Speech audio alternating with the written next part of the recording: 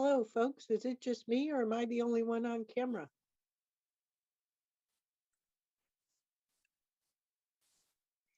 Wasn't sure if it was my internet bandwidth here at home, just not giving me any video. We're just all waiting to be called to action. Well, I'm gonna be off camera for a minute and eat my lunch. Be right back. I'll be joining you there, Commissioner Rogers. Don't worry. Commissioner Fry, are you with us?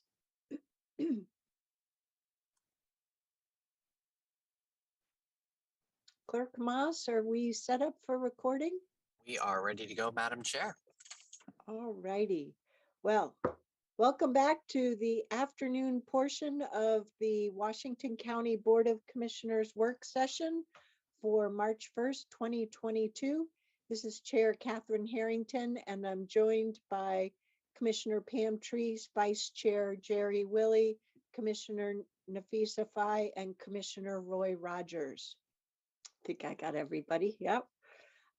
We have 3 agenda topics for this afternoon. The first one is a state legislative session update. I know we have our 2 hardworking staff members, Paige Spence and Aaron Doyle, with us as they've been grappling through the 1-hour notice with the current short session. So please take it away. Great, I will get started and just waiting to see that shared slide. Wonderful. Well, thank you for the introduction, Chair Harrington, and good afternoon, Board of Commissioners. For the record, I am Paige Spence, one of your government relations managers, and I am pleased to be joined by my colleague Aaron Doyle to report out on the latest happenings from the short state legislative session. So if we could go ahead and advance to the next slide, please. Thank you. So first we will cover the session updates and then the legislative calendar and timeline. And as a reminder, our last slide, as always, is reserved for Q&A, but if you have questions along the way, please feel free to stop and ask them if they arise. Next slide, please. Wonderful. Well, without further ado, we will get started with the state session update. And so just kind of a short nugget of where we are compared to our presentation to your board a week ago today. We have much more certainty than we did last week when it was all everything's in Ways and Means. So we have a lot more certainty about both policy bills and budget items, though there are still some moving parts and unanswered questions. And we are exactly 1 week from constitutional sine die, with projections of ending anywhere from Thursday to Friday to all the way through the weekend. Next slide, please. Great. So first, I am going to cover the health and human services buckets of my portfolio. And as I mentioned, we do have a lot more certainty about some allocations and policy decisions for these identified issue areas. And there's a lot of detail swirling at the moment, but I'm going to do my best to provide a high-level summary today, and then we'll dive more deeply in the written and oral post-session summary communications with your board once everything is truly dialed in. So starting with behavioral health, I know that for workforce retention that we have had robust conversations about the workforce shortages in the behavioral health sector and the need to relieve bottlenecks in the continuum of care that that's caused. So I'm glad to report that House Bill 4004, which is our state mental health association's top priority bill for the session to create grants for workforce growth and retention, was funded at $132 million. Washington County will receive our population-based formula share of that total amount, and that bill should pass off the House floor today with bipartisan support, and then we'll move to the Senate floor with the same expectation of enjoying bipartisan support over there. And in addition, in order to expand the availability of housing and residential treatment beds for people with behavioral health issues, again, just trying to reduce that bottleneck in the overall continuum of care for service delivery, the end of session program bill, so this is what you hear us talk about as one of the omnibus budget bills, is appropriating $100 million in one-time general funding for distribution to CMHPs like ours here at Washington County and related support in order to provide options for housing and residential treatment to address health inequities and housing access disparities, among others, and focusing on local level solutions. And then pivoting from workforce retention and the behavioral health system overall to the opioid settlement. As a reminder, we've been working actively on House Bill 4098. And thanks again to Brad Anderson for all of his support with that this session. This is the bill to stand up the state fund and the decision-making body that will allocate the funds for substance use prevention, treatment, and recovery services across the state that are flowing to the state of Oregon from the national opioid litigation settlement. That bill is expected to pass off the House floor tomorrow with bipartisan support, and then we'll head to the Senate, where once again we do expect a final passage. Pivoting to public health, great news here as far as I'm hearing that again, one of the end of session omnibus budget bills is going to include the full $50 million ask that has been developed in conjunction with the local public health authorities like ours, as well as with tribes and farm worker groups and community-based organizations. So it's a total of $50 million, it's 50, for activities and services that have not been FEMA reimbursable. And about half of that 50 million will go to local public health authorities, including ours. And again, that'll be on a population-based share. And so once we have the final numbers, I'll be sure to update your board. And underneath public health, also, of course, we continue to focus on racial equity and social determinants of health. And in the 2021 session, we had discussed that the legislature passed a bill declaring racism a public health crisis. And as a follow-up, House Bill 4052 for this short session, that is requiring OHA to provide pilot program grants for mobile health units to serve priority populations, as well as affinity groups to develop recommendations for serving this population, is being funded with its full ask of $3 million. The House floor vote will be next, and then the Senate floor vote. That bill is out of committee, and we're glad to see that. And then finally, under Health and Human Services for early childhood, more good news. The package that the advocates working on childcare, Washington County included, had developed was around $100 million, and that is right at the dollar amount that we're seeing in the omnibus bill. So there is a lot for childcare, and has been really robust discussion around the recognition of the impacts that COVID-19 has had on our childcare system. And as Ms. Angie mentioned this morning, that many families in Washington County have continued to have to adapt sort of their daily lives and how they approach childcare as we potentially return back to work more in person across the state and in Washington County. Yes, Commissioner Treese, I see your hand up.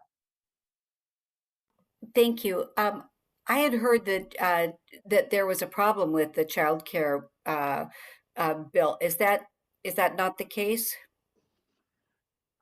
Commissioner Treese, I suppose it depends on what you're hearing, and I'd love to hear more specifics if you have them. I'm glad to provide a breakdown of sort of what is in the package, because there's some funding in the omnibus bill and as well as in a standalone policy bill. So let me give you quickly, if it's helpful, a breakdown of what I understand is included. And if there's any particular line item you're interested in that I have not mentioned, that I can try to ground truth that for you. So I know that some of the big components that are included are establishing the Department of Early Learning and Care, providing annual recognition and retention payments to people currently working in early childhood, a child care capacity building grant program, and nearly $8 million for training for service providers. And then there's a separate piece of the package that is actually a standalone policy bill that wouldn't be embedded in the omnibus bill, which is House Bill 4005. And that bill passed the floor on Friday and should pass out of the Senate tomorrow, and was co-carried, or meaning co-sort of spoken to on the House floor by two members of the House from opposite parties.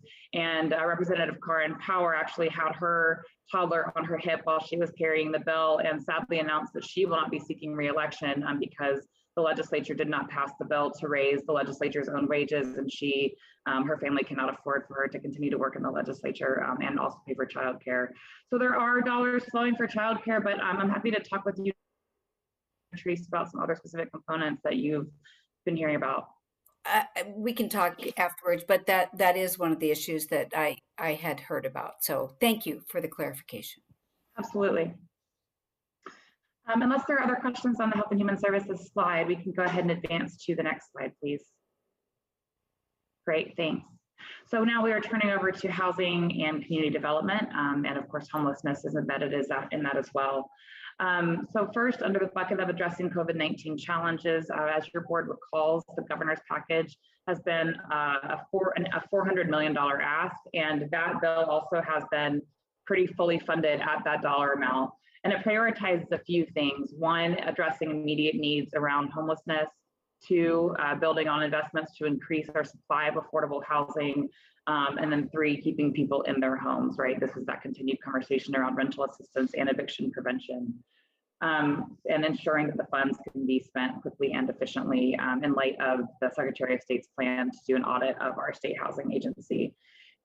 Included in the package is money for Project Turnkey 2.0. So I will be having conversations with housing services first, and should there be ideas percolating, advancing those up to the county administrative office, should Washington County be interested in applying for more Project Turnkey funds. Project Turnkey 2.0, as it's being called, is a bit more expansive than the previous round of dollars, where only hotels and motels were available for acquisition, and this time there's some broader parameters around that. So $50 million for Project Turnkey, and then there are also grants to local governments for shelter capacity and other homeless services like hygiene needs. And of course, your board had that conversation last week around providing our dollars that we will be getting directly to our cities of Hillsborough and Beaverton. Rental assistance is also in the package at around $65 million. Unfortunately, one of the components that we have not been able to get unstuck is the funding that has been embodied in Senate Bill 1557 to protect the Woodspring tenants. But we are still working behind the scenes with some legislators on creative ways to perhaps fund that either through the omnibus bill or through work that we can do with the state housing agency through some fungible dollars that they may have, because there is a recognition that it is important to preserve the affordable housing for these vulnerable communities. But as a statewide package has been contemplated, this very sort of local and specific ask just unfortunately has not made the cut. So we're still going to try to work on some creative solutions there.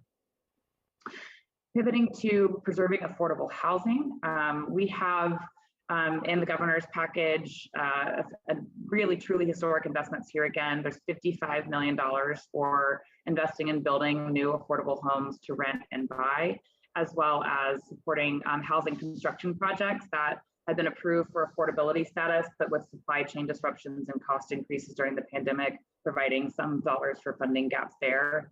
And then $10 million for supporting land acquisition for affordable housing projects. Unfortunately, the second item here under preserving affordable housing, which is tax credits, will not be moving forward this session.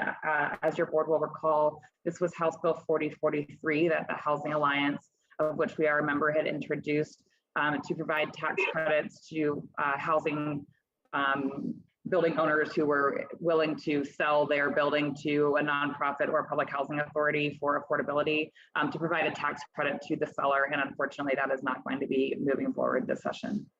But ending on a good note, with preparing communities, we've talked about weather event resiliency. This is providing cooling and warming options to lower income folks during heat domes, heat waves, and severe weather winter events as well. There were two bills that have been rolled up into one, and House Bill 4058 should pass the Senate tomorrow. Additionally, not on this slide, but in the governor's housing package, there are two buckets of funding around supporting home ownership. So I will be including those in your board's memo for this week as well. And then if we could advance to the next slide, please. Thank you. And so this is the last slide for my portfolio, and then I'll be turning it over to my good colleague, Erin Doyle. So here are your general government updates that again are held over from the good work that Jagjit Nagra started in 2022 short session. So first, as a reminder from last week, House Bill 4140 that your board discussed around expanding the duties of the Oregon Government Ethics Commission. That bill is not moving forward this session. However, this afternoon, there is an informational hearing on the bill and some expectations that the topic will come back for the 2023 session. So government relations will be keeping an eye on that one. House Bill 4147, voting rights for incarcerated felons, will not be moving forward this session. And then again, to end on a good note, Senate Bill 1514, which we talked about behavioral health workforce and child care workforce, but out of recognition that the workforce in many sectors, both public and private, have been in fact impacted by the pandemic. This is the ability for employers, including Washington County, to give hiring and retention bonuses without running afoul of pay equity. And I am pleased to report that bill has now been passed both by the Senate and House, and is just waiting for the governor's signature. Unless there are any questions under general government, and again, we have time for questions at the end, I'm glad to ask to advance to the next slide and turn it over to Erin Doyle.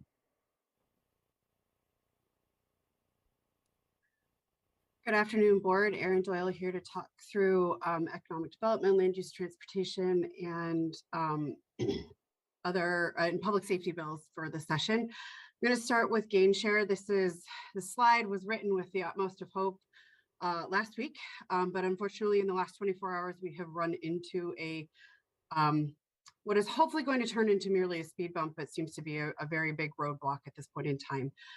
The Senate Finance and Revenue Committee finally got its amendments in order and all of the pieces that they needed into the bill and passed it out on the 23rd. The Senate floor voted to pass the bill, and it passed 23-2 on the floor yesterday, which is the 28th, which is very confusing because February is too short. And it was promptly brought over to the House side in first read and moved to the Revenue Committee, where last night an amendment was posted that called the -A20s. There are two pieces, one of which is related to the ag overtime portion of the ongoing legislative conversation, but the other portion of that bill struck out the extension of gain share.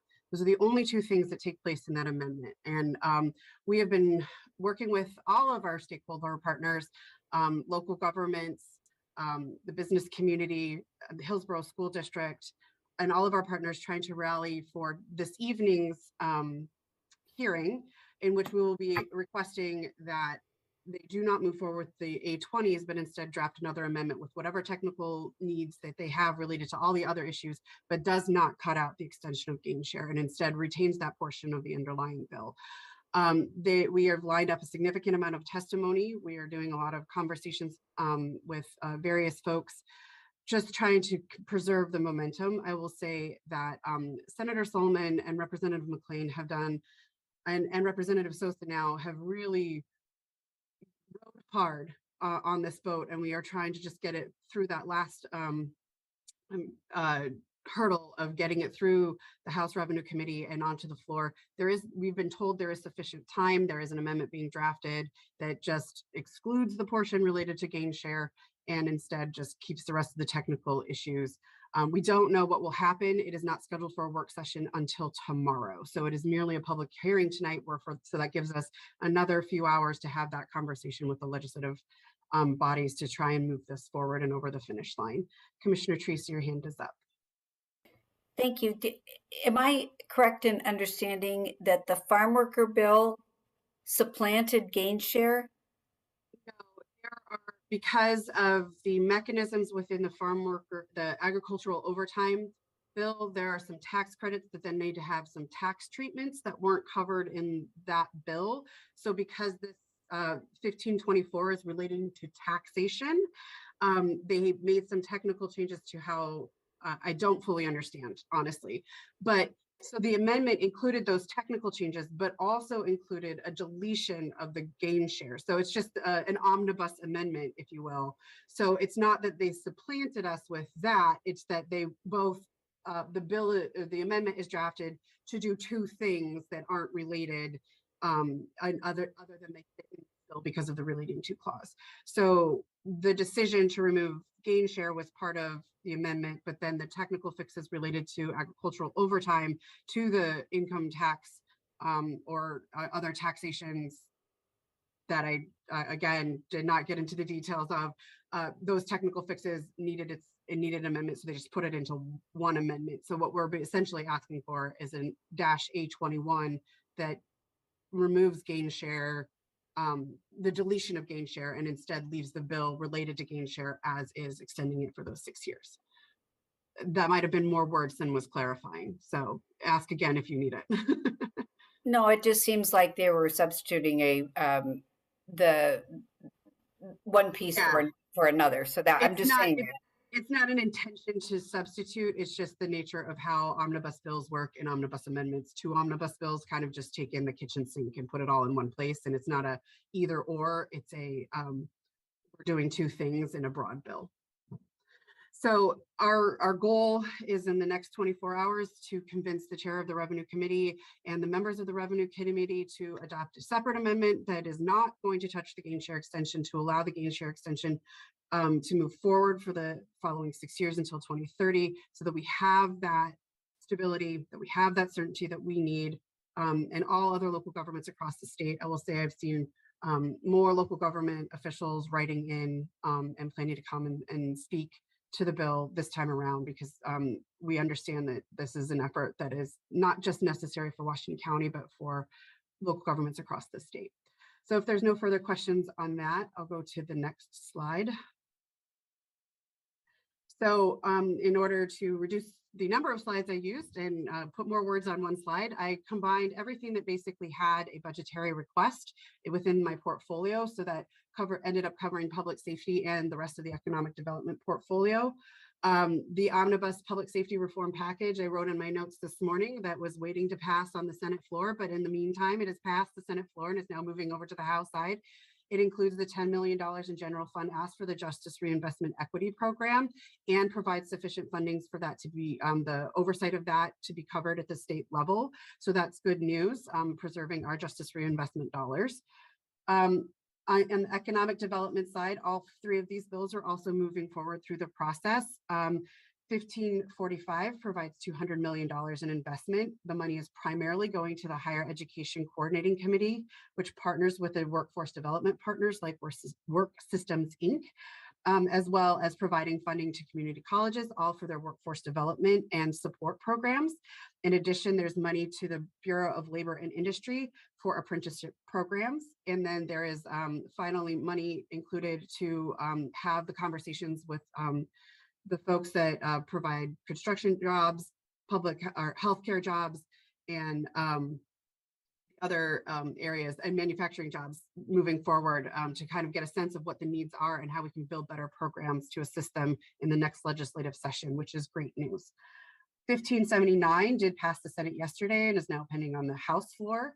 It makes $30 million in investments through grants that will be managed by Business Oregon to organizations that are providing culturally responsive services for individuals, families, and businesses to improve their economic outcomes.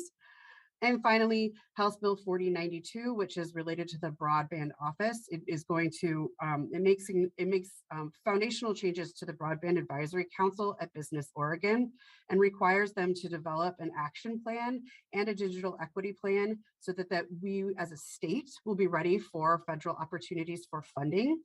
In addition, it requires a new set of mapping data that can be used also to support our asks for federal money.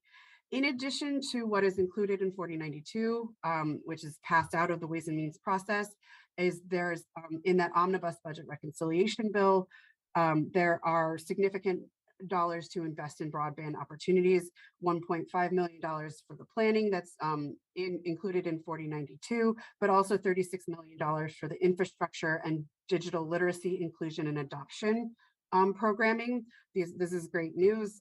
Hopefully we'll be able to work with our COLPAC partners, as well as once we've completed our work using our ARPA dollars to make sure the county-wide efforts are prepared. We can more robustly participate in pulling down some of those dollars for Washington County to make sure that we have open, fair, and equitable access to internet throughout the county. Are there any questions on these funding measures that are moving forward? If not, I will try to talk more slowly, but I'll cover the next slide. These are some new information, and these are for your information primarily because they are going to come up in future conversations, because we're already looking at what's going to be happening in 2023 as the state legislature wraps up their conversations related to transportation. So these two items are in fact tied, and I will make that connection for you in a moment. But for your information, and you've probably seen in the news, the state of Washington is putting forward a policy conversation on how they'll be paying for their transportation improvements, with a package that's looking for around $6 billion in investments from new revenues. Approximately $2 billion of those dollars is expected to come from a proposed tax on gas that is sent from Washington to surrounding states and other folks that will essentially total up to between the other states' gas tax and the additional taxation that Washington would be putting on those exported fuels, just up to 6 cents per gallon. That $2 billion is a rough estimate of what they'll be making based on those figures.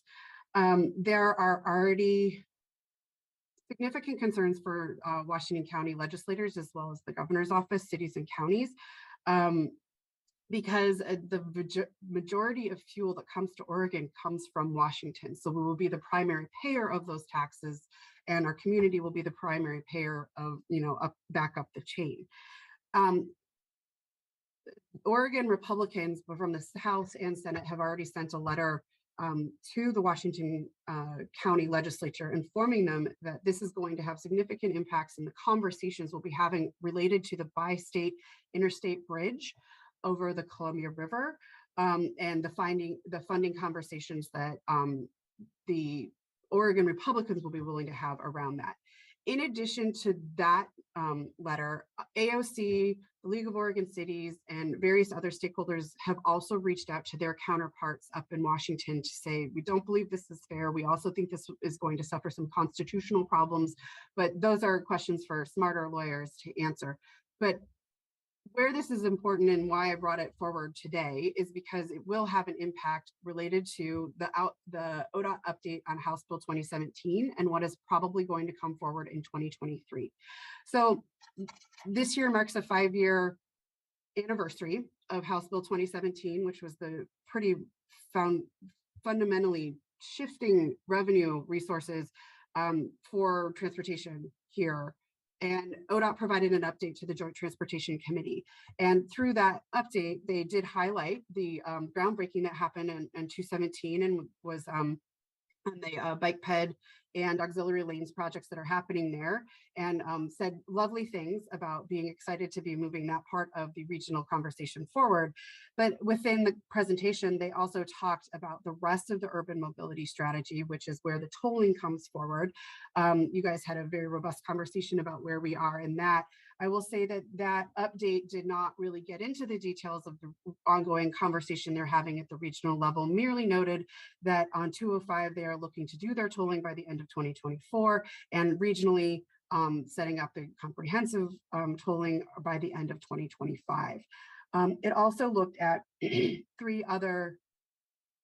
other projects: the 205 bridge, the Boone Bridge, and the investments that they're making in $3.7 million in initial planning, and the final piece, the Rose Quarter, where they expect to be ready to go out to construction in 2023, and then the Interstate Bridge Replacement Project, which is where we come back to these conversations with the state of Washington.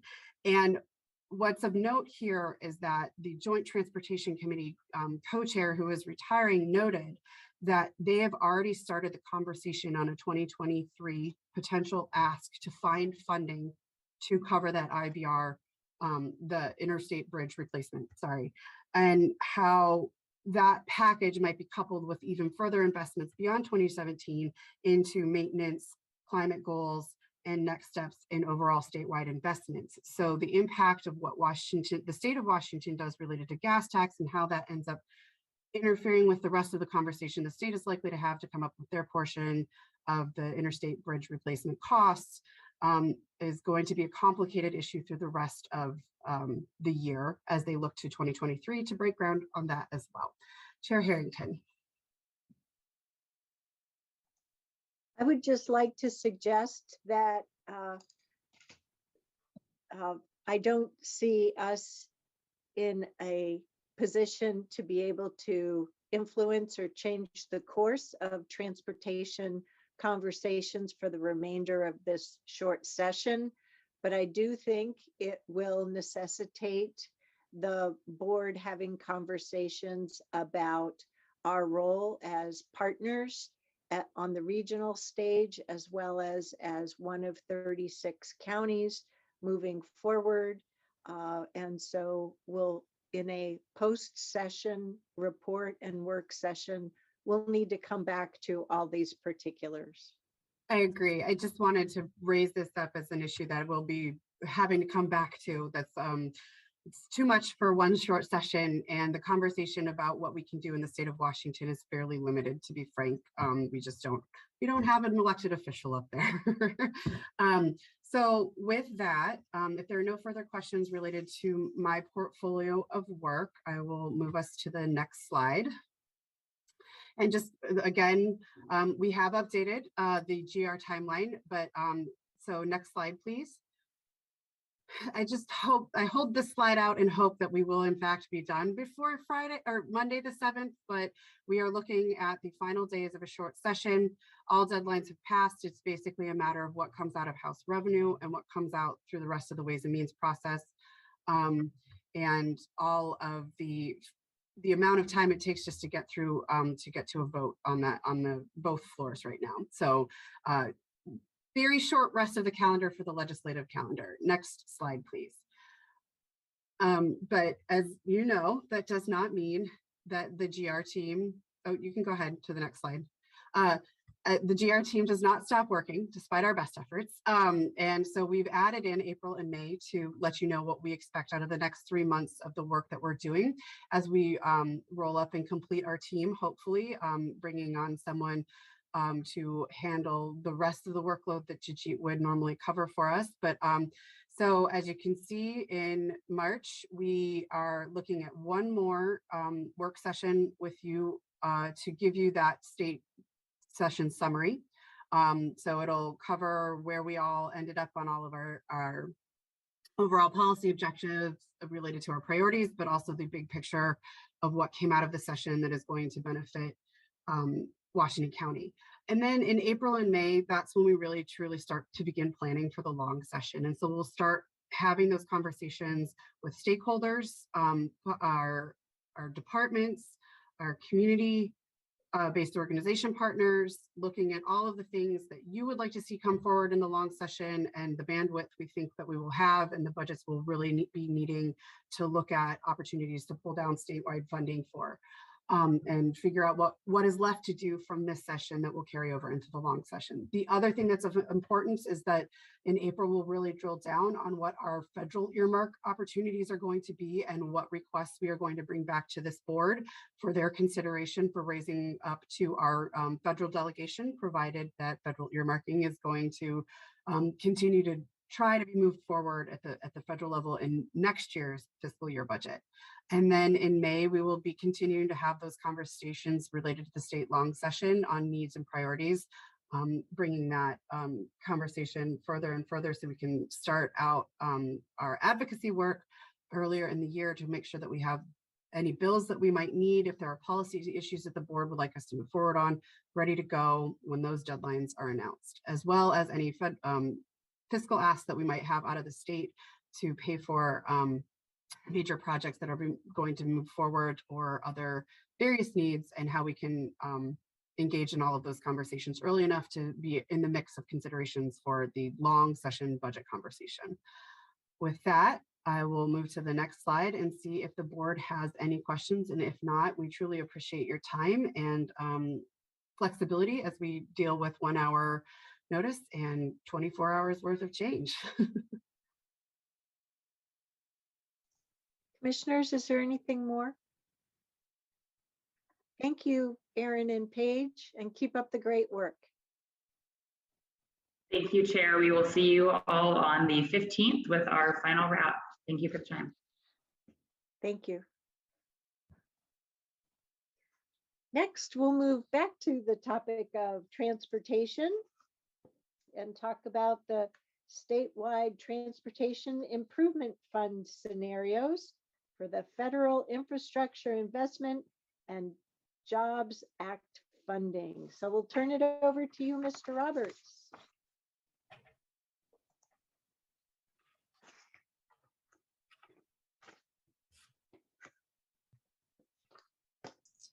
Stephen, you're muted.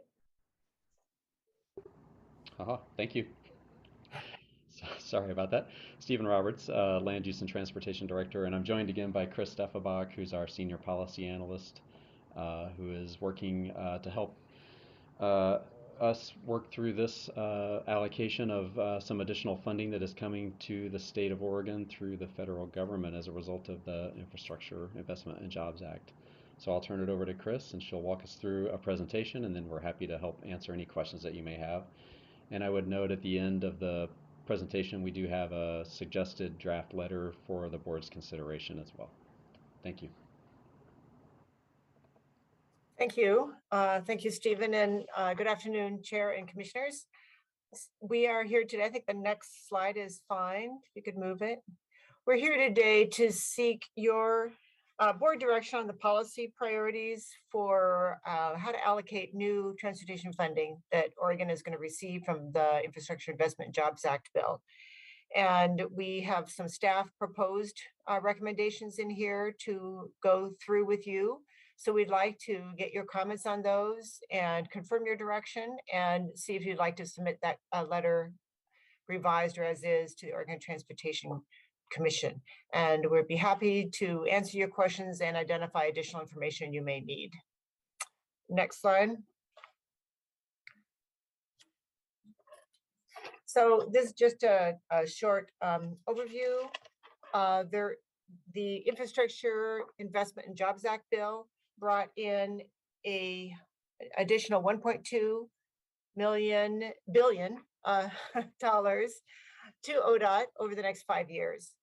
And it's important to note that about 2/3 of that, or 800 million, comes in the form of formulas that are targeted for specific use, leaving 1/3, or about 400 million, for flexible use. And that's what we're talking about today.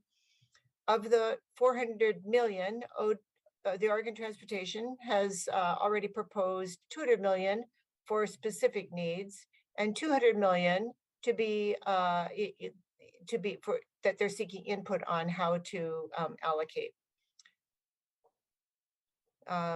Next slide. I think just go back a little bit, just to remind you, go back one there, just to remind you of the variety of programs that you can see with the different colors on that side, the variety of programs that the funding goes into. Okay, now next slide. So I'm going to start off with a little definition of terms here. And there's, as you know, transportation uses a lot of different language terms. So the OTC has already proposed dedicating half of that 400 million, or about 200 million, for 5 areas. One of them is to meet the American Disability Act requirements, and ODOT is under a mediated settlement to make progress on those investments. So they've allocated about 100 million for that area. Local climate planning, you'll hear about this more later from Aaron Wardell, but it is funding set aside about 15 million to help us and other local jurisdictions implement the Climate Friendly Equitable Communities program. The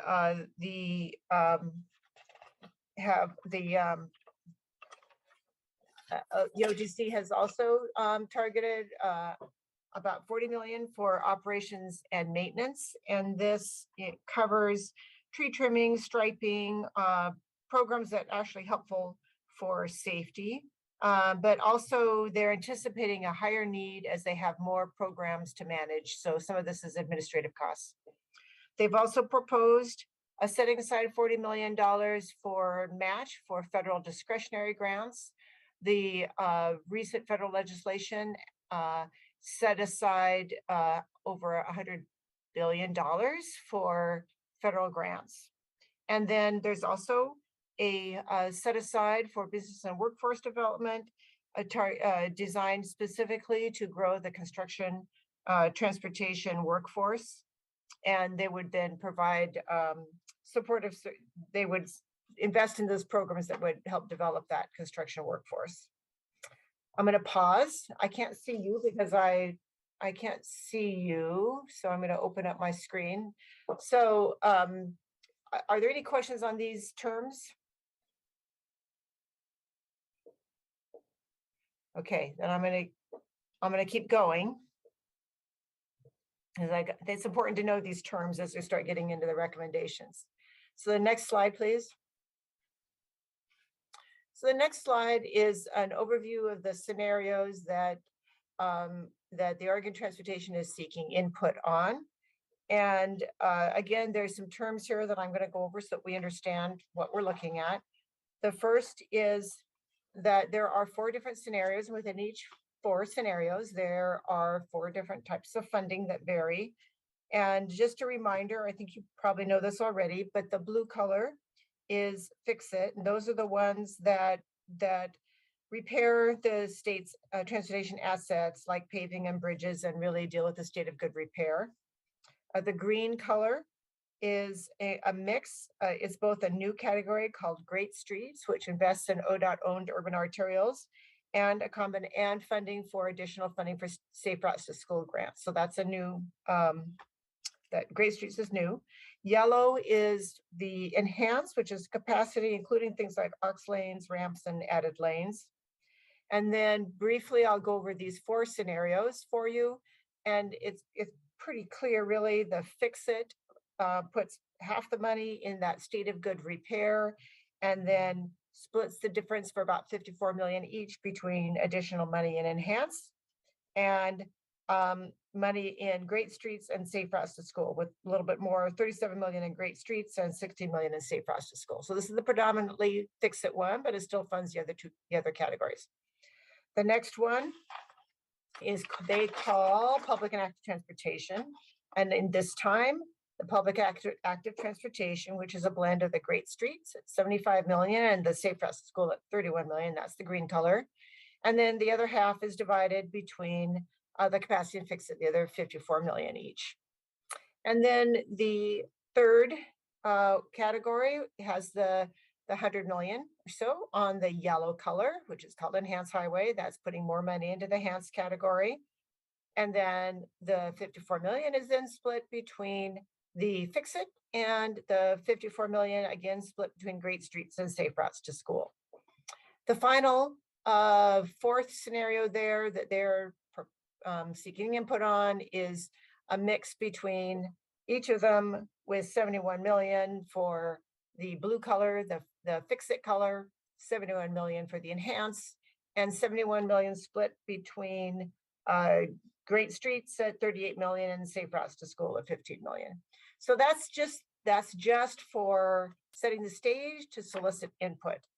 And when you see our staff recommendations, that we've not specifically proposing a specific scenario, but rather proposing to let the Oregon Transportation Commission know what is most important to Washington County in these areas. Are there any questions on the terms again used, or the way that the Oregon Transportation Commission has framed this? Okay, then I'm going to go on to the next one, which gets us to the staff recommendations. Okay, so staff recommendations. For the first one is that investing in the Great Streets is a priority. And the reasons for this is that we have many ODOT-owned urban arterials in need of investments within the county. We have, for example, Farmington Road, Beaverton Hills Highway, Hall Boulevard, 99W, and TV Highway, probably the biggest one. These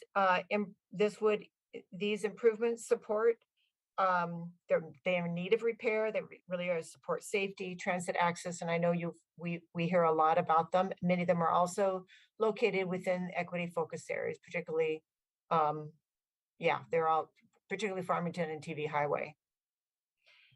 Just another couple points about this Great Streets is that this new category of Great Streets is responsive to your previous comments that you submitted to the Department of Transportation when the 24-27 STIP was first being developed. And just if I didn't say that, the Statewide Transportation Improvement Plan is where all these allocations land. They have to document these, adopt them in a plan. And at that time, your earlier comments recommended that ODOT take a more corridor approach to these urban-owned arterials because little spot improvements coming from either the safety funds or the fix-it funds or the enhanced funds were not enough to make a big significant dent and meet the needs on these ODOT-owned urban arterials. Lastly, I think we could say that Farmington Road alone could cost $75 million for improvements. And though 75 million is the most they've targeted, it clearly is not enough to meet these needs. Remember, this is not funding just for Washington County or even the region. This is statewide funding. So that's another call out.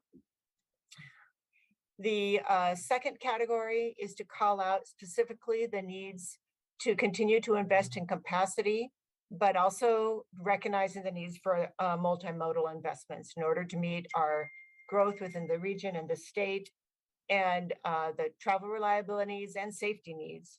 A couple of the reasons here is that capacity is important for addressing those travel time reliability, for the economic and just the growth of the area. And we've certainly seen the safety benefits from addressing the merges on 217, for example, and helping helping keep the traffic off of the adjacent highways on the adjacent arterials. The other part is that this is a growing region.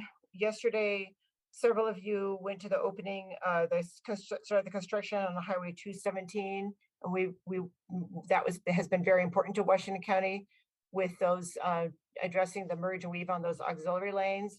We have more needs like that within the county, and these are the sources of bottlenecks throughout the region. So, but the reason we've added in the multimodal system as well is because clearly capacity isn't enough. And there are needs for the state to continue to be partners in investing in multimodal systems through a variety of means. Finally, the local projects and programs. This is a new term. It was not referenced in the scenarios, but it's a call out to for the state to continue to do something that's important for Washington County, which is to maintain the local projects, programs that they have. For example, this includes the local bridge program, which we receive some funding fund for bridges, their Safe Routes to School grant program, and their the All Roads Traffic Safety. This is a program that targets priority safety needs on all roads, including local roads. It's also a call out to the future where there will be a new program addressing resiliency to ask for this funding also to be allowed to be programmed for local roads. We in the county, for example, have a few bridges that if improved to meet seismic standards could improve redundancy on the state system. So those are the three categories. I can stop, let me go for questions on these, and then if no questions, I'll move on to the last part of our recommendation. Commissioners, do you have any questions? Chris, you might point out that the act initially, and I think still supports the balanced system approach.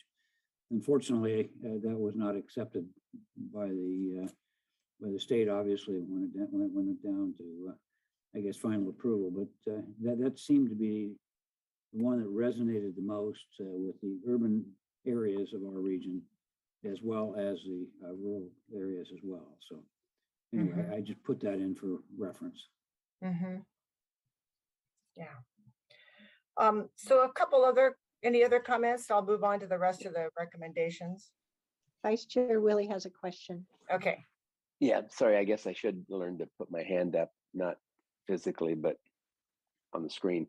Well, Roy, I'd be interested to know when you said they didn't accept the balance system. So what does that mean? They took it out? They're not considering this as a part of these three? And I think, and then the second part to that is, Chris, I was holding off my comments until you went through the next slide, because you've got some other things to touch in there. So I was going to comment overall. So if you could, I'll wait for that. But Roy, I'd be interested to know, what's that mean when they didn't accept the balance system?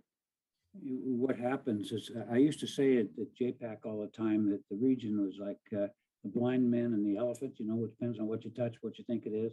The state is that way as well. You have areas that are east of the mountains have very different needs. Some of them want enhanced to a greater degree. You have some areas in the south who have the approach that they need a lot more fix-it because they have roads and deterioration, and that's what they wanted. You have us who we have a more, I was about to use the word dense, and I don't mean in terms of us being dense, I'm thinking in a number of people in a particular area. We have a need for a multimodal transportation system, and so that's ours. With the state, you send it down each of the acts and their proposal to the state. The state takes and looks at it, and who that is obviously the OTC, and says, we're going to try to have our own balance as to what we think is most important. So it wasn't a pure balance system. They allocated monies in a little different ways. And so Chris might want to add a little bit more, but that's what happened. Yeah, I think Commissioner, we've been through this before, because it was just a year ago, a little over a year ago, where we weighed in on their 24-27 statewide transportation improvement plan, thought we were done. And then we get extra $1.2 billion. And at that time, there was additional funding put into the act, if I remember right, the Safe Routes to School and active transportation categories as a result of the public input that they had. But this is now new, more funding. So Mhm. with all that additional information, I sort of lost the key message that I thought Commissioner Rogers initially made, and now I've lost it. Who took the balanced system alternative off the table? If that's what if I heard you correctly, you said someone took the balanced system off the table. I would say, if I might add, it's never been really off the table. It just wasn't what they adopted, meaning the OTC. This region felt that the balanced system was the best approach to the problem. Other areas, you know, you've got other acts. Jerry, for instance, there's one. They have a whole different thought pattern as to how money should be spent, and so it was a different approach. There is a little extra money, and now that's what Chris is saying. She's coming back and saying, rightly so, well, how do you want to spend this, or what is your thoughts? I would just tell you my prejudice, and the board obviously can have what you think. I still think the balance system is the right way to go. I mean, it's a fair approach to get the multimodal transportation system that we want. Whether that'll sell statewide, as Chris points out, this additional 400 million, that goes throughout the state. And so I don't know if I'm doing a good job of explaining it to you, but the OTC is the one's going to make the decision. They're asking for input, but we're just one voice as a region in all of the other regions. Yeah, I concur with you, Commissioner Rogers. I think we're spending a lot of valuable time trying to, argue between three different alternatives, when the fact of the matter is we have more needs across every single one of those categories than the difference between any of them really addresses. And I just think the straightforward approach of the balance system, which continues to provide money for the three different categories, is the most efficient at this point for us to just get behind and proceed and go from there.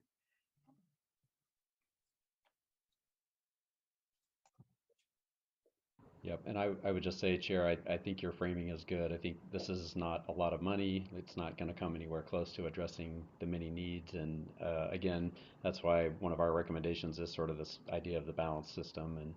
And I do want to point out too, I think the Great Streets recommendation really was in response to both your comments and I'm sure others that were made during the development of the initial STIP program, where we were really advocating for this idea of sort of taking a more holistic corridor approach to a lot of the needs versus very narrow programmatic spot intervention type projects. And so I do think the OTC listens, and I think that your board's opinion does matter. And so I think that's why we want to ensure that we give you a good opportunity to weigh in on this. So let me go to the next page then, and this next slide. So this is, sometimes you want to give a shout out when there are ideas that come forward that you think are a good idea. So this is one of those. We've had great success with our Misstep Opportunity Fund. ODOT is proposing to do something similar by setting aside some money to leverage that additional federal funding. And then the other one is the workforce development. This would help us as we believe this could help us as well, because finding out the construction workers for our projects is also a challenge. And then the last one, as you're going to hear again from Aaron Wardell, to implement this climate-friendly equitable communities, we will need some additional funding. And this funding is targeted just to some specific elements of the transportation side, doesn't cover the land use side, but we will need some of that funding to implement the climate-friendly equitable communities.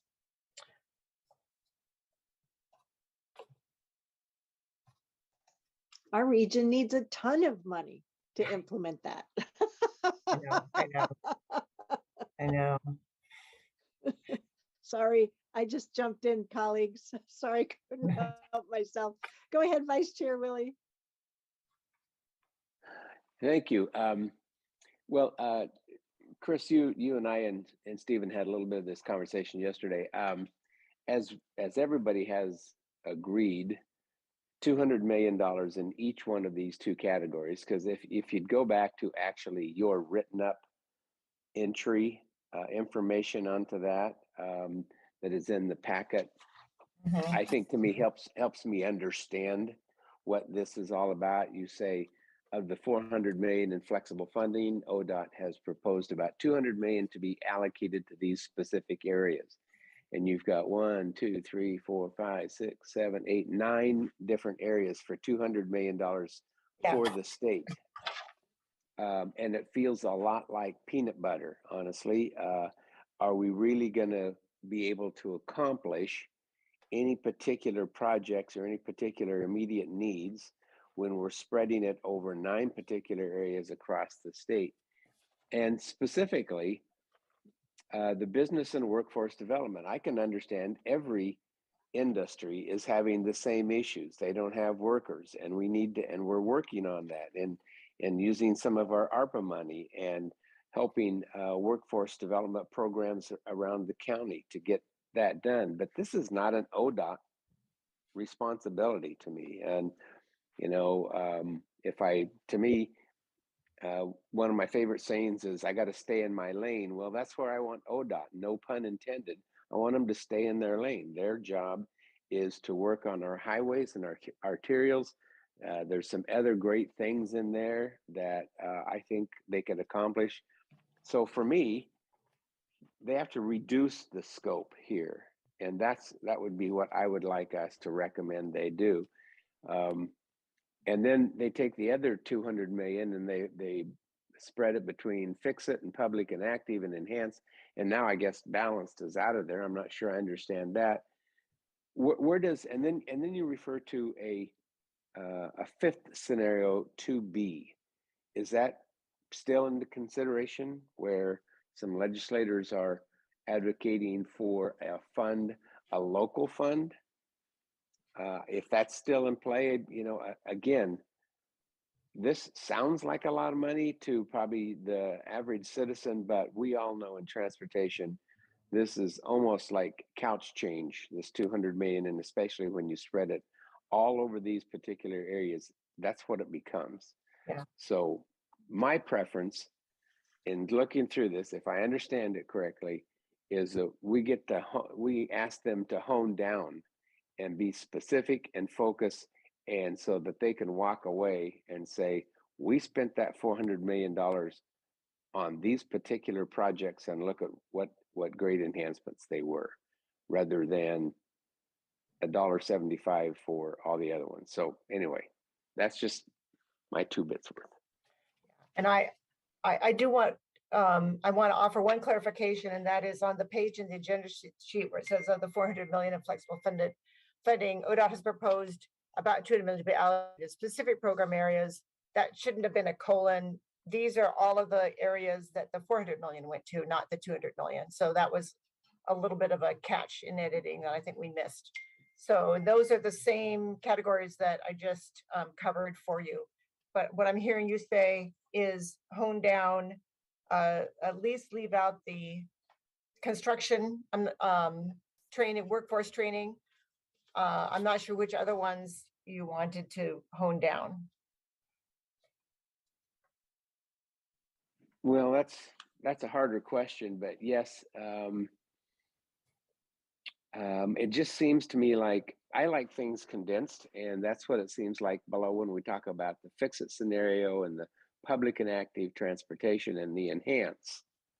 Okay, I can get my hands around that. When you put 8 or 9 bullets up there on all the other things, well, then again, that seems like we're spreading it around. So I'm sorry I can't be more specific, but I like the condensed version of those 3 that I just talked about: fix it, public, and enhance. Okay.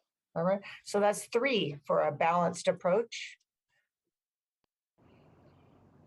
And if it's okay, I was just going to offer a comment. I think on the business and workforce development, I think we see some opportunities there. It's not just ODOT, but it's all of our local agencies are struggling to find qualified contractors, consultants, and workers. And so I do think investments in workforce development in a specific area, if ODOT's willing to invest in that, I think could be good for not just ODOT, but good for other agencies around the state, just to build up the contracting and worker capacity for the kinds of work that we do here. And obviously, I think there will be opportunities in there to help advance some of the board and the region and the state's equity goals too around that, trying to get more MWESB firms and co-bid firms perhaps into the system, and then bring along a number of workers into this system where we desperately need help, and I think can provide good living wage jobs as a result of that. And I don't disagree with any of that, Stephen. It's there's workforce development funds are coming from a variety of areas outside of ODOT. And that's why I was advocating for ODOT doing what ODOT's supposed to do. And then if we need to emphasize construction workforce development, we can certainly prioritize that, focus on that, whatever it is, from the funding that we get from other sources. But we're not using highway funds to develop workforce.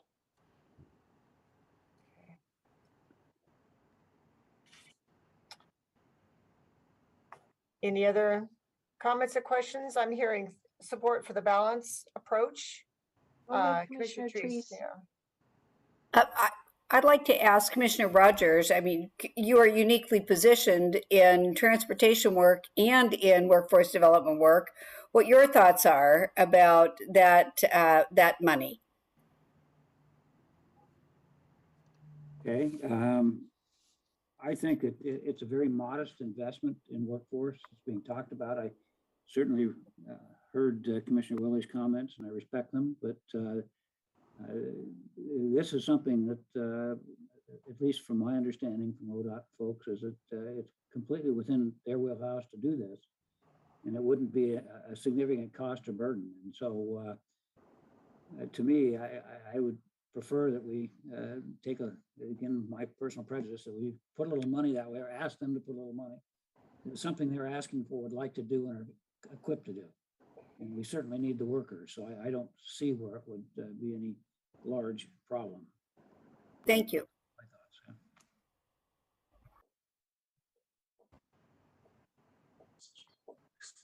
Chris, I have Commissioner Fye, your opinion? yeah, I had a quick question to Chris, if you don't mind.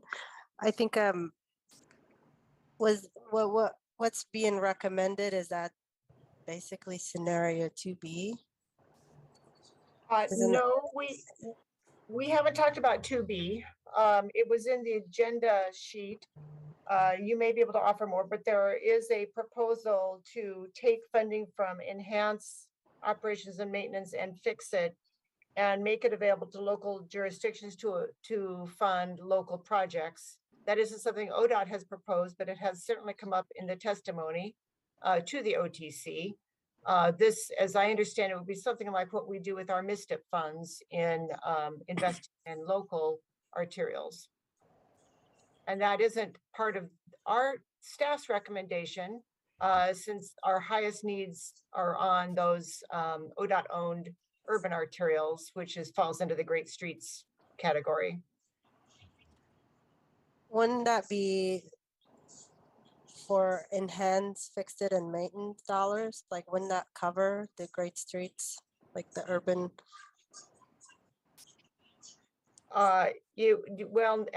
With the balance approach, it's what I say, something like 35 million, which is not going to go too far statewide for the needs, but as the chair said, we have a lot of needs beyond even what an additional 1.2 billion brings us. So Yeah. no, those needs wouldn't be met, especially if the funding for enhance, fix it, and operations and maintenance are taken out and then dedicated for local jurisdiction priorities. And I would on just ODOT roads. I would just maybe add, I think in response to the question, I think similar maybe to what we did about the tolling discussion earlier, as opposed to, I think as the chair alluded to, getting bogged down in specific dollar allocations in different buckets or scenarios. I think, again, sort of articulating some general goals that and outcomes I think that the board is interested in seeing will be really useful here. And then there will be a lot of additional work to sort of refine scenarios and settle on specific funding amounts, but we think that having a sort of a statement of the sort of values and outcomes that you're looking for will be the most helpful at this point. Vice Chair Willie, you have your hand up? Yeah, Chris, just to follow up on Nafisa's question, wouldn't actually the focus on safe routes to school almost kind of meet that local need without generating that additional fund? So isn't the safe routes to school proposal kind of in that same vein of what we would what Nafisa's talking about, a little bit of a local flavor? I think that's a great point, because a lot of those safe routes to school projects are on local roads for the ones near elementary and middle schools. It wouldn't be the amount that had been talked about in the scenario that's come forward to the OTC, but yeah, it's along that same flavor.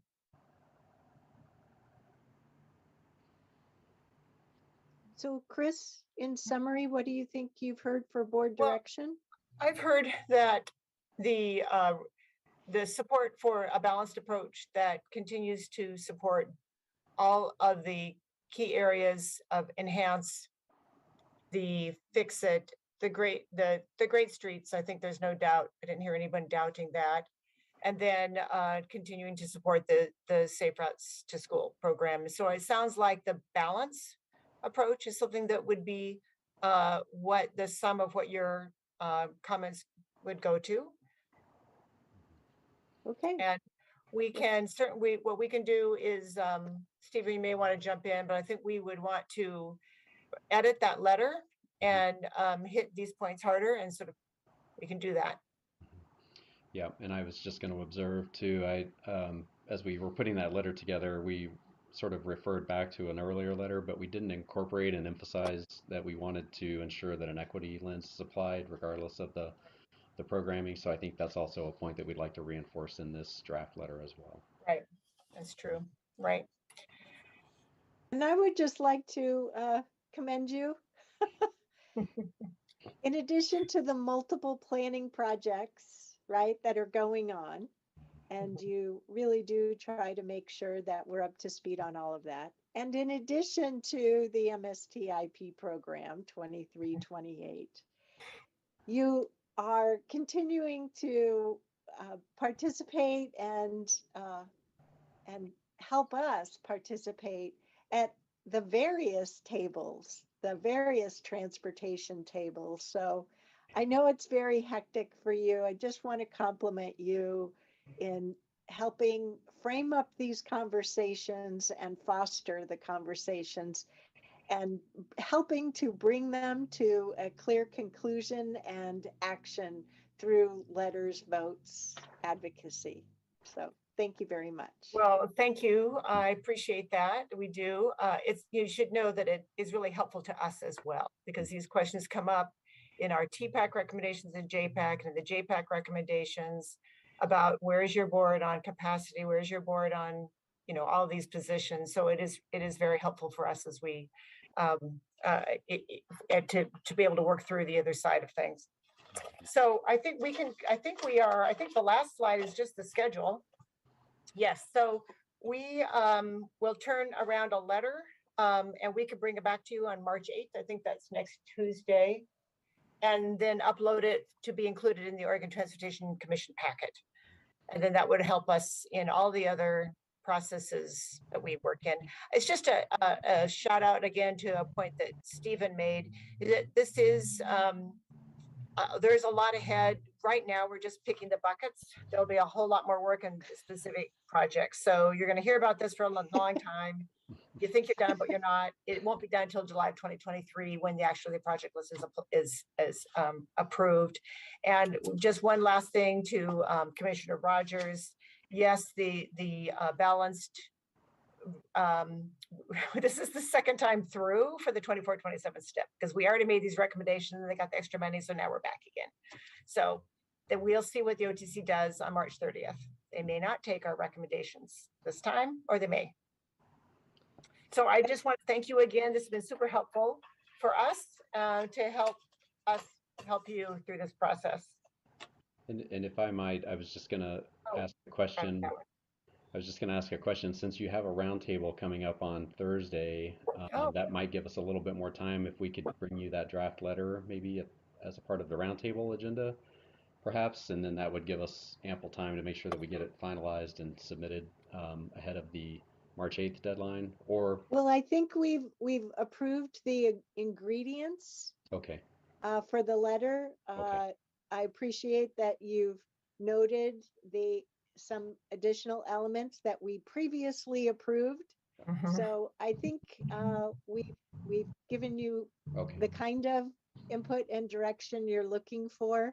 So you can just press on with a draft letter for our final consideration next Tuesday.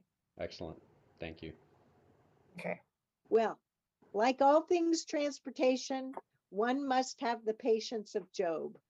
So that's right. Thank you. That's right. All right. Thank you. To your team, as well as to Commissioners Fye and Rogers. Yep. So. Thank you all for your feedback. Thank you. All right. And now we're on to, I think, our third and last topic for this afternoon's work session. It is indeed almost 10 minutes to 3. Wow, that went by fast. Would folks like a 15-minute break before we dive into climate-friendly and equitable communities rulemaking update? Silence. No break needed? What's up? Let's keep going, it sounds like. Yeah, let's keep going. We've only been at it an hour and 15 minutes on the first one. So hey, we're tough. We can grind these things out. So yeah, yes. let's get her done. All righty. So we'll turn it back to you, Mr. Roberts and Chris and Ms. Wardell. Or oh no, we didn't burn him out. Stephen's still with us. So's Chris. Can't shake me that quickly. Well, thank you, Chair and Commissioners. We want to. This is a big deal. The climate friendly and equitable communities rulemaking, and it's been a very fast moving and sort of rapidly evolving process. I want to thank Erin Wardell, who's our principal transportation planner. She's been serving as an alternate on the state's rulemaking advisory committee, and has really been doing a great job of trying to keep us up to date as to how things are evolving. And we are, I think, as this process evolves, we've heard a lot of concerns along the way. We continue to hear some concerns, so Aaron's going to sort of talk us through some of that. But I really do think that, you know, this does have the potential to really drive some significant change in how we develop our communities going forward in the future. And again, it's all about climate friendly. So with that, I will turn it over to Aaron to walk us through the presentation, and then we'll be happy to answer questions. Myself, Aaron, and Chris is still with us too. Thank you, Stephen. My name is Erin Wardell, and I'm the Principal Transportation Planner. Good afternoon, Chair and Commissioners. Next slide, please. The presentation overview is some rulemaking background. We'll then talk about staff comments and concerns with the proposed draft rules. We're available to answer board member questions, and then we're going to ask for your direction on whether or not you would like to submit a letter to the Land Conservation and Development Commission in advance of their hearings later this month. Next slide. We were at work session back in October or the end of September to give you an overview of this work, but here's the background information again. This work is based on Governor Brown's executive order on climate change, which directed state departments to exercise any and all authority and discretion to meet Oregon's climate pollution reduction goals. The Land Conservation and Development Commission at that time directed the Department of Land Conservation and Development to draft Oregon Administrative Rule amendments in order to achieve this outcome. DLCD responded to that by forming a rulemaking advisory committee, and they put a lot of time and effort into recruiting a very diverse group of community members from across the state to advise them as they went through this work. Washington County had 2 staff members represented on that, myself as an alternate and Mari Valencia Aguilar from our Community Development Department representing fair housing. Next slide. There are 2 primary topic areas of this rulemaking. The first is the climate-friendly and equitable community requirements, which directly impact land use and transportation planning requirements. These are probably the most significant changes to our planning rules in the state of Oregon since the beginning of planning in Oregon. And jurisdictions across the state have expressed that same sentiment. That, as Stephen said in the beginning, this is actually a really big deal, and it will really impact how we do our work going forward. The second part of the rulemaking has to do with regional scenario planning and then compliance for achieving climate reductions in metropolitan areas. This second part of the rules is not much of a change for the Portland metro area because we've already implemented scenario planning through Metro's Climate Smart Communities work. So the direct impacts to Washington County are more in the first part of this, which is the updates to the land use and transportation planning requirements. Next slide. This rulemaking process has taken place over about 18 months in total. However, we did not see any draft rules until August of last year. So the rulemaking part of this has really taken place over about 6 months. It's been very fast and it's been very overwhelming for all of our local jurisdictional staff to have time to be able to review these rules, think about how to implement them, and then provide feedback to DLCD. On February 3rd, LCDC held their first hearing on the draft rules. At that time, they received a pretty significant amount of feedback from jurisdictions across the state, as well as through the Association of Oregon Counties and the League of Oregon Cities. Today, DLCD staff intended to file the draft rules with the Secretary of State. I've been tracking that and I haven't seen the rules filed yet. It's possible that what they filed today looks a little bit different than what we reviewed previously. And so what I'm sharing today is our reaction to the last draft of the rules, but just keep in mind that there could have been some changes to what was actually filed. March 31st and April 1st, LCDC will hold public hearings on the draft rules. And then May 19th and 20th, they will hold a final hearing and are expected to adopt the rules at that time.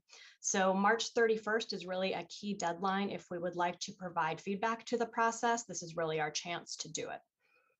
Next slide. So a number of comments and concerns have been identified as a part of this work. And I think that our comments and concerns are reflected with jurisdictions all across the state of Oregon. There's been quite a bit of coordination, both within the metro area as well as with jurisdictions and MPOs around the state. And I think we've all identified the same concerns. So we have a lot of shared interest here. The first of those concerns is that the fiscal impact statement commissioned by DLCD noted how expensive it is going to be to implement these rules, both for local jurisdictions as well as for the state of Oregon. And it's not a one-time implementation cost. There's going to be ongoing implementation, compliance, and review associated with this. Additionally, these rules apply to almost all jurisdictions in the state of Oregon, jurisdictions that are within MPOs, which is most of them. So we're looking at all jurisdictions needing to update their transportation system plans, their community plans, and their development codes within the next couple of years. We have concerns over there being staff capacity to do that, as well as consultant capacity to do that within the entire state of Oregon. It's going to be really challenging to do that.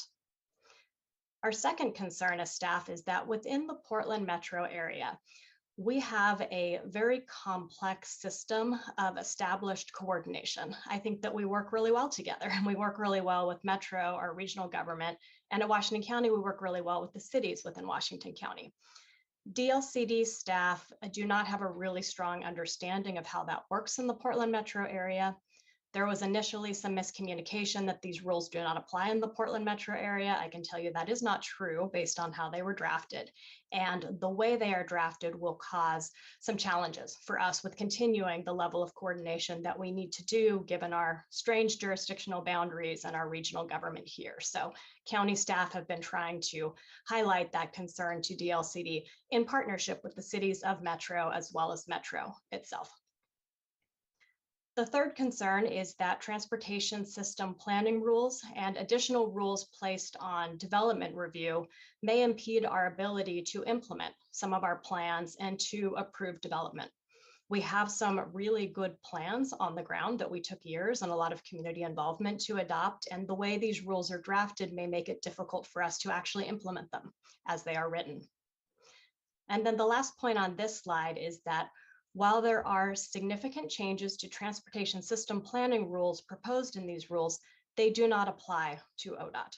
So when we are reviewing plan changes or reviewing development that impacts ODOT facilities, is on an ODOT facility or directs traffic to an ODOT facility, we will still have to use ODOT standards, which will not be changed. And I think that that could cause a lot of challenges, a lot of difficulty, and it may be difficult for us to get through the review process given that. I see a question.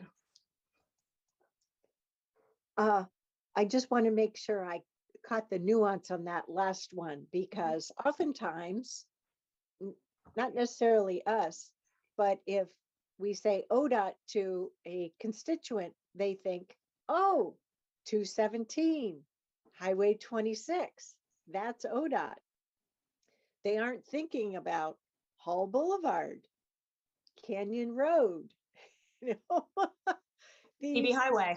Yeah, these multi-laned arterials that go through the hearts of our communities. They're not freeways with exit ramps and on-ramps. Wow. Precisely. And so that's some of our concern with this. And I think there's a point on one of the other slides about asking DLCD to actually do some case studies and tell us how this is going to work. So for example, we have the Aloha Town Center. We've done a significant amount of planning for the Aloha Town Center through the Aloha Tomorrow project several years ago. We changed our plan designations. And I think that those changes were really positive for implementing more of a town center vision for the Aloha Town Center. TV Highway runs right through that Aloha Town Center.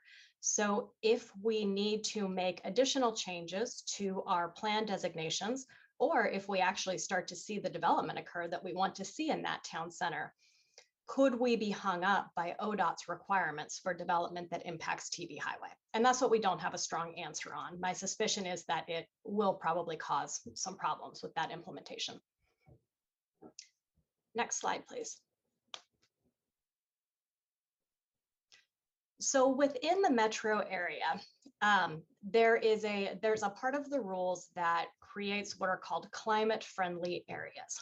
Within the metro area, DLCD determined that the already established metro, regional, and town center boundaries would be the climate-friendly area. So outside of the metro area, jurisdictions within MPOs will be required to designate these climate-friendly areas. We get a little bit of a pass in metro because we already have 2040. We already know where our regional and town center areas are. DLCD and the draft rules then deferred authority for some of the planning requirements within those regional and town centers to metro through the urban growth management functional plan.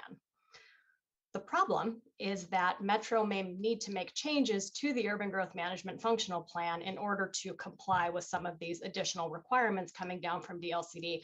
And we really don't know yet what that could look like. So we could have some additional requirements applying to our regional and town centers. We just don't know yet. There's still quite a bit of uncertainty around that. We know right now we might have a problem with the Raleigh Hills Town Center area, and we probably do need to make plan designation changes to adopt a boundary or to make some changes to our plan designation specific to that area. We may need to make changes to other town or regional centers as well. And I see another question. So on that, I'm looking for clarification on this item. Are having 2040 regional and town centers in the urban growth boundary is no different than what cities have to deal with, right? In terms of complying with Metro. So I get that part. And I don't know if we need to bring to voice the number of centers that we have in Washington County, or if Metro is going to be covering that point. But the question I wanted to get to was, as I sit here today as a member of the Washington County Board of Commissioners, why is it a problem for me that the Raleigh Hills Town Center plan was never adopted? It may not be, but there may be a requirement for us to come forward with those plan changes. And so it's on the planning out for future land use ordinances side of things and implementing plan changes, we may be required to do that. And so it's something that we would have to add to our long range planning work program and find staff and consultant resources to help us do that, as well as to do the community engagement that would be required as a part of creating that plan. We actually have in our work program right now to create a white paper around the Raleigh Hills Town Center and what we need to do. You used the operative words that I needed the reminder of. Sorry. Okay. I didn't mean to cause you to do a deep dive. It was the very simple, because of the land use, Catherine, right? And the community and the certain zoning and land uses in different areas. Duh. And the community engagement that we would need to do with the people who live in that town center and around that town center, it would be a significant and multi-year effort, I think, to adopt a town center plan. Yeah, the mistake I was making, Erin, was I was thinking about, well, is there some kind of development we want to see, or road improvements such that, what's the cost of inaction, right? Which is where my mind was going. I should have said that up front. And really, we've been operating that way since 2040 because we did sort of punt on this one, right? We adopted the others. This one didn't happen in the same way that the others did because of community feedback at the time. And so at the time, the decision was made, let's not do this now. So this may force us to actually do it. Okay, thank And you. I would just clarify, I think it is a sort of a capacity constraint, right? So we're just feeling challenged with all of the other things that we have going on and prior commitments that your board has made. And this would have a timeline associated with, you've got to do it. I think, Erin, is it 2025? We think 25 will be the deadline for that adoption.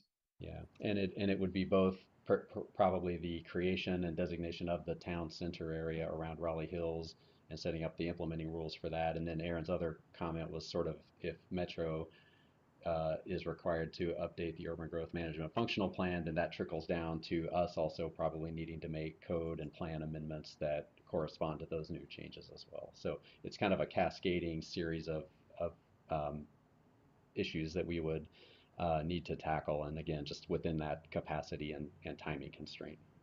I think what it causes me to want to know out from our CAO and county council is what is the cost of non-compliance in case we can't do it by 2025 and it has to slide out to 2028, just pulling a number out of the air. Right. So Would there be? thank you for that detour.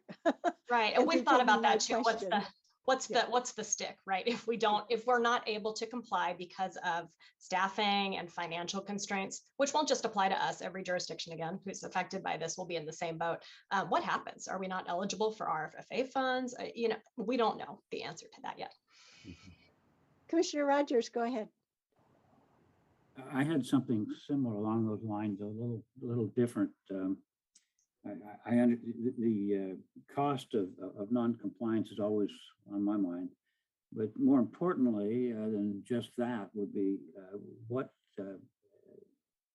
kinds of losses might we be subjected to by those wanting to develop or those wanting to do something different within property, and we're not able to grant their permits, not able to grant the sorts of I guess of activity that they need to do to utilize their investments. And that's a long way of saying that I wonder if we shouldn't, in our draft letter, say that without adequate timing, I mean, this could be a litigation nightmare for local jurisdictions where somebody wants to put something in and we can't allow that because we haven't quite got all of our plans in compliance. And if there are disagreements about, could be function of a road, it could be kinds of amenities needed, that we may be in a world of hurt.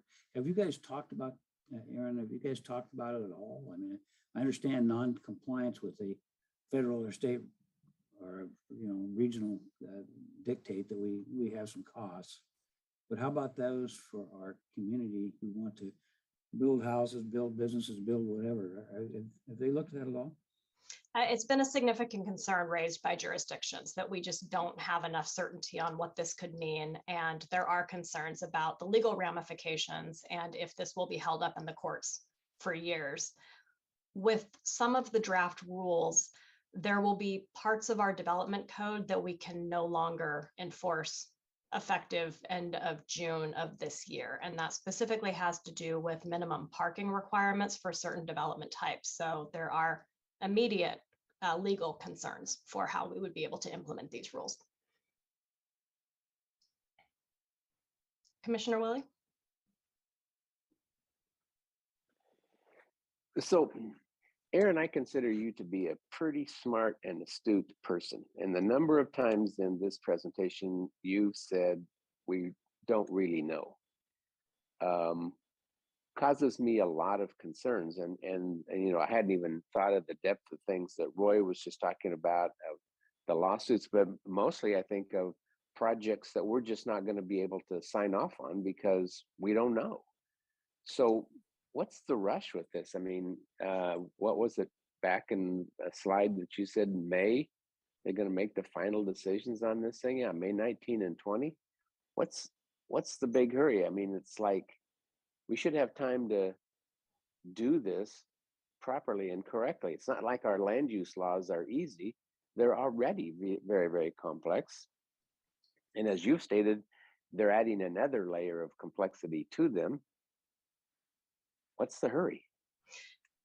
I don't know the answer to that, and I wish I did, because that's a pretty consistent refrain from local governments around the state is why are we rushing this? We need time to get it right. There are a lot of contradictions in these rules. There are a lot of places in the draft rules where we, quite frankly, will just not be able to implement them as written. And so I think even if they go forward with this timeline, there will be a significant amount of cleanup over the next few years as we identify these problems. But unfortunately, I think a lot of them are going to end up in court as, someone challenges a development review or somebody, challenges something they don't like, and we have to sort through and create some case law around this. So part of the draft letter that we've prepared for the board basically says that we'd like more time. There shouldn't be a rush on these significant changes to Oregon state planning rules without the time to actually review them and think about how to implement them. Well, and as you pointed out, all of those things that you just said is going to require additional staff and additional expertise. Mhm. And it's not like we have a lot of money sitting around in the closet. So I don't know how we'd be able to facilitate this anyway. So yeah, I hope you, I haven't read the letter yet, but I hope you strongly word that so that it sends a message. Thank you. Okay, let's catch up with where we're at with the slides. Okay, so I think, can we go back one? Make sure we're done with this one. So here's the point about the timeline for drafting and reviewing the rules has been too short to adequately review and comment. And again, that's shared by, I think, every jurisdiction in the state. Your board did send a letter to LCDC on September 22nd in advance of one of their first work sessions on the draft rules, highlighting several of these concerns. And you signed on to a stakeholder letter at that time. Next slide. So now we'll talk about the elements that staff have prepared in the draft letter for the board to consider sending to LCDC. So the first point we're making is that local governments will need funds for the implementation and ongoing compliance. In the presentation you just heard about transportation funds, there is some discussion about allocating some of those funds for this work. However, it's important to note that those funds would only be available for transportation system planning requirements. And these draft rules are much more than just transportation system planning. They would require changes to our community plans and our community development code, and the state has not identified any funding source that would support that. The second point is to make updates to the draft rules to allow metro jurisdictions to continue to do the implementation that we're already doing of the 2040 growth concept and climate smart communities. We don't need additional complicated regulation that makes it difficult for us to implement these already great plans and continue the coordination and collaboration we do within the metro area. The third is the point I made about ODOT performance standards and how those could cause problems in some of our town center and regional center areas. So delay the transportation planning rule changes until there's a plan in place to resolve that possible challenge with ODOT. Otherwise, this will be difficult, if not impossible, to implement. Next slide. One of the other points that's been raised by a number of local governments around the state is that as a part of developing these draft rules, DLCD did not prepare case studies or market research. So in the requirements that they're developing for these climate-friendly areas, town center, regional center type plans, we haven't really seen any proof that these regulations will result in the outcomes that we're trying to achieve. We did this at the county as a part of the Aloha Tomorrow study when we went in and reviewed the plan designations in the Aloha Town Center and considered what changes we actually need to make in order to take down barriers to development and make sure we can build the community we want to see. The state didn't do that. And so there's pretty significant concerns with jurisdictions that these additional regulations may not result in what we want to see and in fact could have unintended consequences. So we have asked DLCD to do this additional work and they have not yet done that or provided that information. And then next slide, I think this is where we go into questions. Yes.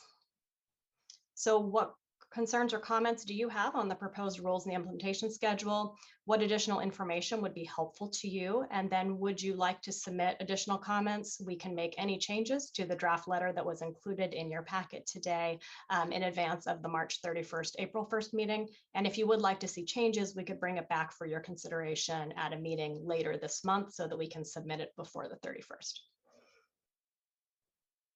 So who would like to go first, second, third, and fourth?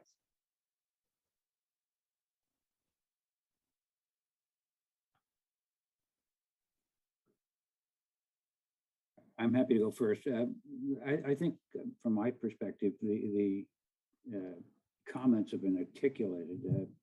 Asking for more time is important. Understanding the costs, indemnifying us for the costs, because we can't do this by ourselves, that's for sure. And I don't have any specifics. The last question, I don't have any specific language. This is a pretty heady topic this time of the day to try to get worded correctly. So I trust that you will do that. But that's my comments. Commissioner Willie, Vice Chair Willie, go right ahead. Yeah, I think I would echo the same thing that Roy was just talking about. We've gone through, we kind of jumped ahead on you, Aaron. I'm sorry, and getting into your questions here. So we kind of had all of those conversations. You refer to other municipalities in agreement with our concerns and things like that. Where's Multnomah County on this, and where's Clackamas County on this? It would seem that the three largest counties should be coordinating their response back to this, and maybe that would have some influence on the decisions. We have been coordinating with Clackamas County staff on this work. So as far as county governments go, Washington County and Clackamas County are the two counties in Oregon that have a significant number of unincorporated residents and who will be required to implement these rules because we're within an MPO boundary.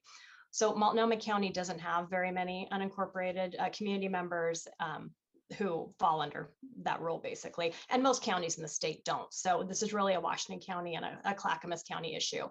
So I can tell you from coordinating with Clackamas County staff that they share many of our same concerns. We had some conversations with jurisdictional partners. In addition to Clackamas County, we've talked to many of the cities within Washington County, and we've talked about if it makes sense to send joint letters or if it makes sense to send individual letters. And I think where we landed, and we included our lobbyists in these conversations as well, where we landed is that more letters is better than joint letters. And so it just looks that much more impressive if there's a big stack. So that's why we landed on individual letter rather than combined. Great, thank you for that explanation. I appreciate that. Commissioner Fye and Commissioner Treese. I agree with the two commissioners before me. So dittos. And Aaron, the last bullet point, I think Commissioner Rogers said it, whatever directions. I'm okay as well. I do disagree with Commissioner Willie that I too, Aaron, think you're a very smart person. And just because you said I don't know doesn't mean you're not a very smart person. So I'm just giving Commissioner Willie a bad time here and supporting the work that you've done, Aaron. So thank you. And I think that the fact that you don't know is really the true crux of the situation here. And it's the uncertainty that makes it difficult. So by asking for certainty, I think we move ourselves along. Thank you, Commissioner Treese, for putting the spin factor on that. Aaron knew what I meant. That's important. So thank you, commissioners. I have some slightly different comments. I agree with all these bullet points, your bolded headings and what you're covering. But the perspective I'm trying to bring to the table here in my comments is that we on the board have been really challenged to support community evolution and development while balancing different needs. So we've gotten an earful about trees, significant natural resources, and the board has really tried to balance all of these different elements and factors in our community such that we continue to support the industry that develops homes for people to live in and for the marketplace to succeed, so that we don't end up with ever escalating home prices in an out of control supply and demand. Well, nonetheless, things happen, right? So as I was reading some of these items, I was wondering about including a little bit more language to help clarify or to tell a broader story about this. So let me just give you a few examples. On the first bullet, provide funds to local governments for implementation and ongoing compliance. The implementation that you mean there is, if I heard you correctly in your presentation, is implementing the rules through our plans, right? And that's the upstream part, because then we have to support the development applications that is truly, you know, the transportation projects and the building applications that are really the implementation, on the ground implementation. And DLCD is not going to be there arm in arm with us to meet with community members to say, well, this is why that particular transportation road needs to go through your neighborhood this particular way, because long ago, years ago, we made decisions in support of state and regional programs to protect more of that farm and forest land. But to do that, we had to balance things, and therefore we need to connect up the transportation solutions that, yes, impact your still somewhat rural neighborhood, but yes, you're the one to feel the impact and the pinch. So I think there's a little bit more clarity on this first bullet that you verbalized that isn't clear here, because you talked about how there's the transportation system plan that has funding, but no funding for the community plans and the community development code.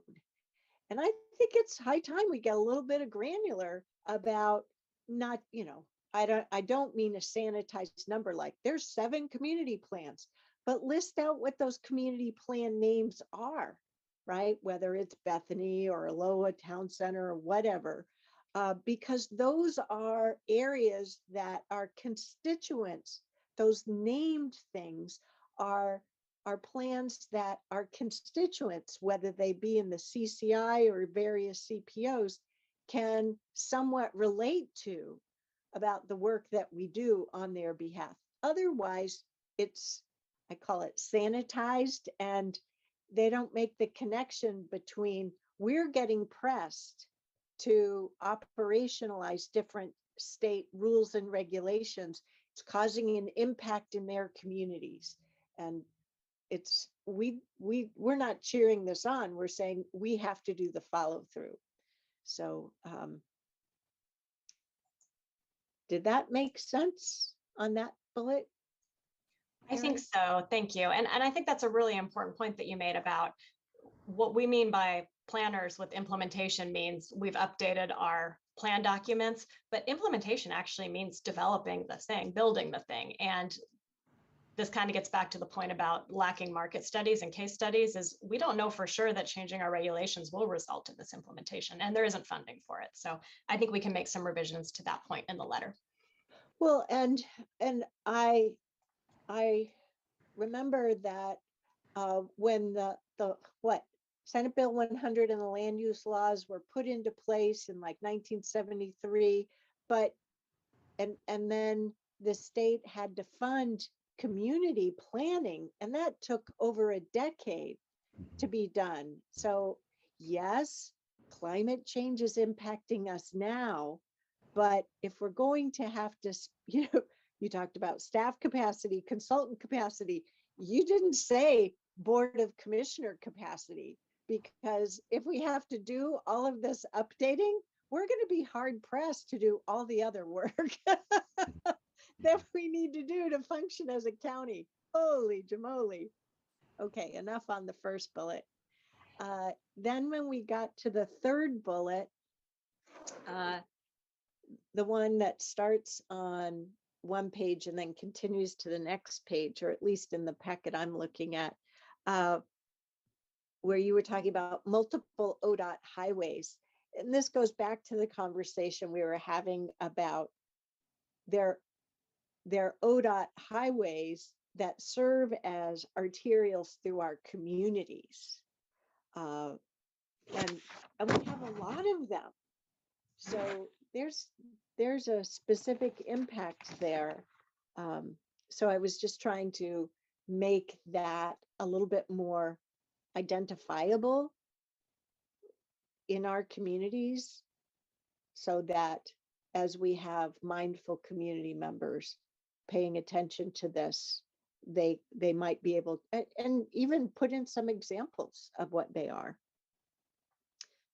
Let's see, the fourth bullet. 1, 2, 3, 4.